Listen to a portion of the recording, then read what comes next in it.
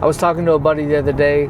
We were talking about being a better leader, being a better manager, and really giving other people opportunities to have more responsibility in what they're doing, giving them the opportunity for more responsibility. And he had made a comment that said, like, well, I just don't think that person, has a skill set, to do that. They're not wired that way. And I said, wired that way? You think that leadership and being a good manager is based on how we're wired? Like, are we born that way? And he's like, yeah, I think so. He's like, I just think some people just have, the personality that is better suits them for being a manager or a leader.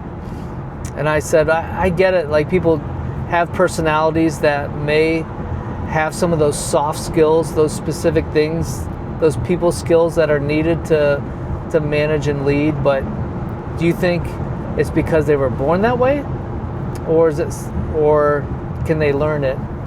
And he's like, yeah, I'm not really sure that you can learn that stuff. I think, kind of people are wired how they're wired. And that's where I was like, I don't believe that. And then he's like, look at what you do. Like, he was talking about me. He's known me for a long time.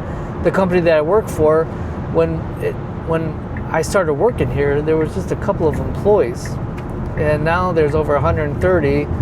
And I've grown with it. My job is completely different now than it was when I first started. And he was just like, you're kind of more wired for the position that you hold right now. I hold, I'm the vice president of the company, but I have no college degree, no formal business background or anything like that. But the way I come across, he just thinks that's the way I'm wired, and that I hold some like missing key. And I told him, like, that's not the case. The way I am today is based on consistently reading and watching and listening for specific skills, learning specific skills, soft skills, learning how to manage, learning how to lead, and taking control of my discretionary time. At night, instead of watching movies, instead of watching sports, I'm reading, or I'm watching something very specific about leading and managing, whether it's on YouTube or whether it's on my social media account feed. I'm intentionally learning these skills so that I can put it into practice in real life. And I wasn't born this way. We got on this conversation. It was actually pretty interesting because it kind of has been going along with something else that's been on my heart lately, is that our inner being, our person, the heart of us, our soul, is like a garden, or it's like soil. And our heart, our soil, our inner being, what it does, it was designed to produce. Just like a field or soil. Soil is designed and created to produce. And whatever you put in your heart, whatever you put in there, your soul just starts to eat away at whatever you put in there. Just like you put seed in a field, that soil starts to eat at that seed, and it's eating at that outer husk, and it's trying to get the inner part of that seed exposed so that a root can grow into that soil. The soil is eating, its purpose is to eat at seed.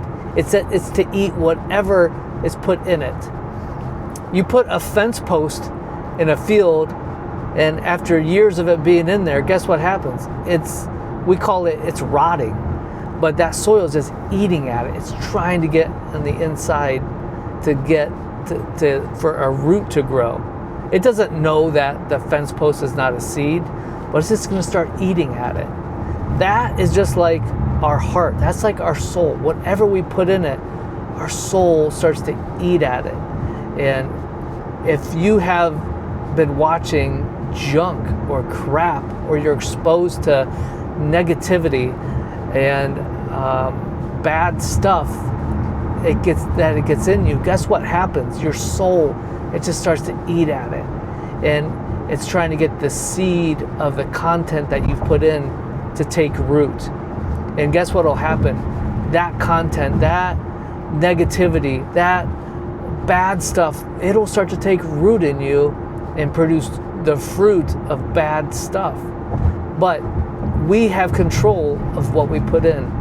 And the whole point of my buddy and I talking about this is like, if you don't have the skills of managing or leading, all you have to do is start consuming leadership, managing material, soft skill material, feeding on it, getting it in, letting it come in you, and then let the soil of your soul start to go to work at it. Time after time, you're putting it in, it's going to start to take root. And eventually, the fruit of the managing skills, the soft skills, the leadership skills, it's going to manifest fruit, and it's going to become natural. And you can start to look like this guy is just a born natural leader, that he was born this way. Well, it's not the case. They just spent time focusing on it, consuming it. But we play a part, and that's what I was telling them, is like, the individual plays a part in this. They have to take their discretionary time and start to focus on it. They may have to cut out some other things in their life in order to learn new things. But anybody, I believe, can become great and can become extraordinary at leading and managing. And it has nothing to do based on genetics or some missing piece in their life. So a good book that I recommend on this is The Compound Effect by Darren Hardy, because it talks about daily habits and choices. Our choices and daily habits, they compound over time. And eventually you just have a huge dividend because of the compound effect of good habits, of specific habits, of intentional habits. So anyways, thanks for watching. I'll talk to you on the next one.